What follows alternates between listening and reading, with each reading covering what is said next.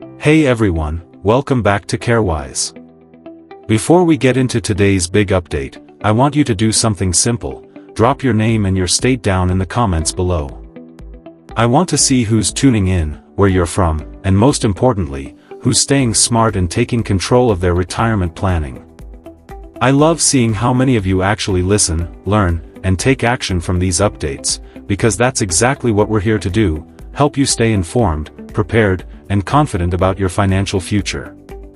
Now, let's get into what everyone's been waiting for. The official 2026 Social Security increase has been confirmed, and we're going to break down exactly what this means for you. Whether you're already receiving benefits, about to claim, or still a few years away from retirement, this update matters. It impacts not just the size of your check next year, but also how your future benefits are calculated. And yes, we'll go through exactly how that 2.8% number was determined, why it matters, and what kind of real dollar increase you can expect to see. It's hard to believe, but Social Security has been around for nearly 90 years now. It began back in 1935 under President Franklin D. Roosevelt, designed as a safety net for retirees, widows, and those unable to work. The first actual Social Security checks were mailed out in 1940. Fun fact, Ida Mae Fuller, a schoolteacher from Vermont, was the very first person to receive a Social Security payment. Her first monthly check was for just $22.54. She paid into the system for only 3 years and ended up collecting close to $23,000 before she passed away at the age of 100. Back then, the system was simple. Workers contributed just 1% of their income, matched by their employer, and the maximum taxable earnings were $3,000 per year.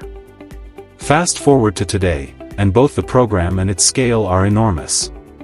The tax rate is now 6.2%, matched by employers, and the maximum taxable earnings in 2024 were $168,600, jumping to $176,100 in 2025.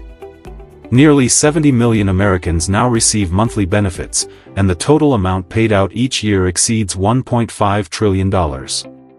For many, this is their primary or even only source of income in retirement. So, how do these yearly increases work? Every October, the Social Security Administration announces whether or not there will be a cost of living adjustment, or COLA. This is basically an automatic increase meant to keep your benefits in line with inflation, so that your purchasing power doesn't shrink as prices rise. And the number for 2026 has just been released, 2.8%. Let's talk about what that means and how they came up with it. Since 1975, Social Security has used a consistent formula to determine annual COLAs. It's based on something called the Consumer Price Index for Urban Wage Earners and Clerical Workers, or CPI-W. This index measures the average change over time in prices for everyday goods and services, things like food, housing, transportation, and medical care. Basically, it tracks what it costs real working people to live. The Social Security Administration looks at the third quarter of one year, July, August, and September, and compares it to the third quarter of the previous year. If prices have risen, then benefits go up by that same percentage. In this case, the CPI-W for Q3 2025 was 2.8% higher than it was in Q3 2024.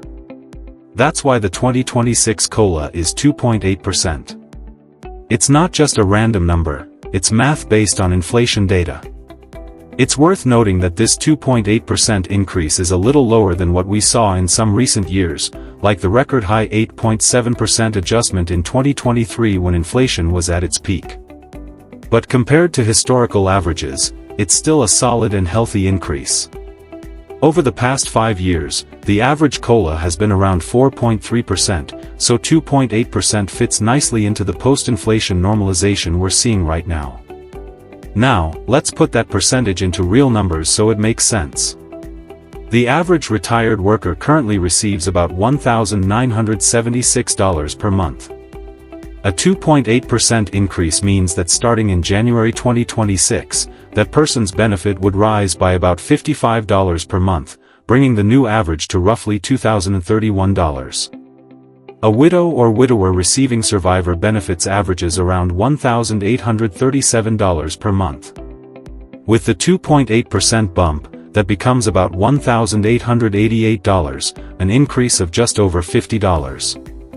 And for those on disability benefits, who currently average around $1,582, that number goes up by about $44 per month, to roughly $1,626.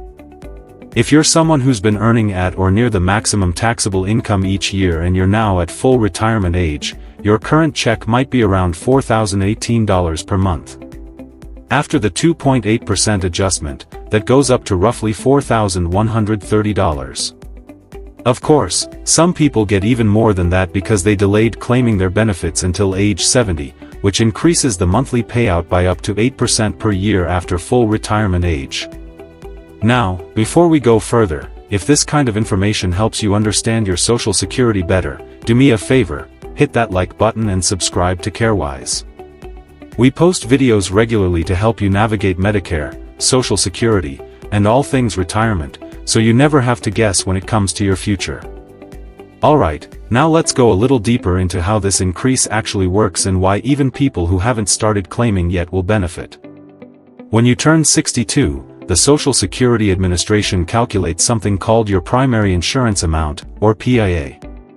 This is based on your top 35 years of earnings, adjusted for wage growth. They take those 35 years, index them for inflation, and then use them to determine your lifetime average monthly earnings. From there, they apply a formula with 3 bend points that calculates your benefit. Here's where it gets important. The COLA doesn't just affect people already getting checks. Every year, as inflation adjustments are made, your PIA also gets updated, even if you haven't started collecting yet. That means when you finally do start taking benefits, your payment will already include all the past COLA increases applied since age 62. So, even if you're waiting until full retirement age or delaying until 70, these yearly adjustments are still building up behind the scenes. That's why you should actually be happy when you hear about a COLA increase. It's not just for current retirees, it's for your future self, too. Now, let's walk through a quick example to make this more real. Suppose your lifetime indexed earnings add up to about $2.1 million over 35 years. Divided by 420 months, that gives you an average indexed monthly earnings figure of $5,000. Social Security then applies the bend point formula. You get 90% of the first $1,226, 32% of the next chunk up to $7,391, and 15% of anything above that. Based on that math, your PIA might come out to roughly $2,311. That's your full retirement age benefit amount. When a COLA like this year's 2.8% hits, that $2,311 gets increased, even if you're not yet claiming. So next year, your PIA would rise to about $2,375. That means when you finally do start collecting, your check will reflect years of cumulative COLAs that were quietly added in the background. This system ensures fairness over time. Someone who waits to claim at 67 or 70 isn't left behind just because they weren't receiving checks yet. The COLAs keep everyone's benefit amounts in line with inflation, whether you're already retired or planning for the future. Now, let's look at the bigger picture. Over Social Security's history, there have been years with no increase at all. 2010, 2011, and 2016 saw 0% COLAs because inflation was flat or negative. On the flip side, there have been years with double-digit increases back in the 1970s when inflation was high. The average long-term COLA since automatic adjustments began in 1975 is around 3.6%, which means the new 2.8% for 2026 is slightly below average, but consistent with current inflation trends. What does that mean for your planning? Well, a 2.8% increase may not sound huge, but it compounds over time. If you're receiving around $2,000 a month today, that's $55 more per month, or $660 per year. Over 10 years, assuming modest annual increases, you could be looking at several $1,000s in additional income compared to your baseline. For those living on fixed incomes, that can make a real difference, helping offset rising costs of essentials like groceries, medical care, and utilities. It's also worth noting that Social Security benefits are adjusted using the CPI-W index, which is based on the spending habits of urban workers, not retirees. There's been ongoing discussion in Congress about whether a new index called CPI-E, the Consumer Price Index for the elderly, should replace it. CPI-E focuses more on seniors' actual expenses, especially healthcare, which tend to rise faster than average inflation. If that ever happens, COLAs could be slightly higher in future years. But for now, CPI-W remains the standard. If you're still working and paying into the system, you're helping keep Social Security solvent for the next generation. As of now, the trust fund reserves are projected to last until about 2035 if no changes are made. After that, incoming payroll taxes would still cover roughly 80% of promised benefits. That's why understanding your own numbers, your earnings history, your claiming age, and how COLA affects you, is so important. Another question we often get is whether COLA increases can be eaten up by Medicare premium hikes. The answer is sometimes, yes. Medicare Part B premiums are automatically deducted from your Social Security check, and if those premiums go up, they can partially offset the COLA increase. However, the law includes a hold harmless provision, which means your Social Security payment can't go down due to a Medicare increase. You might not see much net gain in some years, but you won't lose ground either. If you're planning your retirement income, this 2.8% increase is a reminder that small consistent adjustments matter. Over decades, they add up to meaningful protection against inflation. For example, if you started collecting benefits 20 years ago at $1,000 a month, your check today might be over $1,700 simply due to COLAs alone. That's why even modest annual adjustments are crucial for maintaining long-term purchasing power.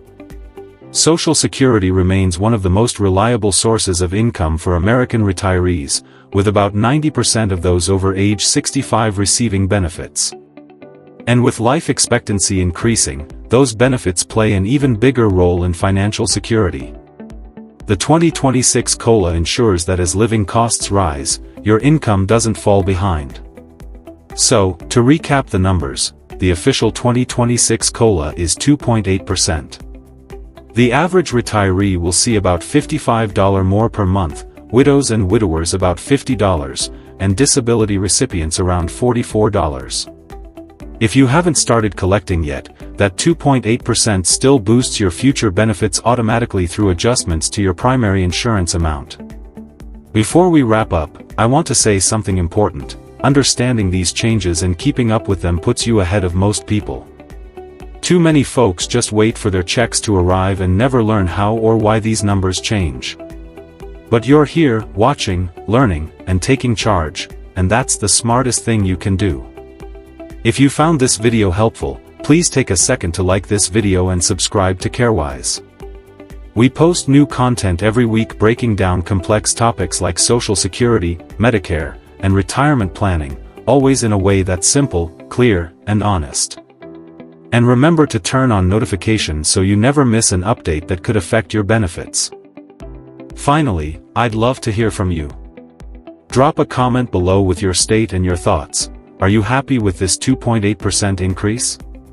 Do you think it keeps up with real inflation? Let's start a conversation in the comments because your feedback helps us know what to cover next. Thank you so much for watching Carewise, for being part of this community, and for taking time to understand what's happening with your Social Security benefits. The more you know, the better you can plan, and every step you take now brings you closer to a stable, confident retirement.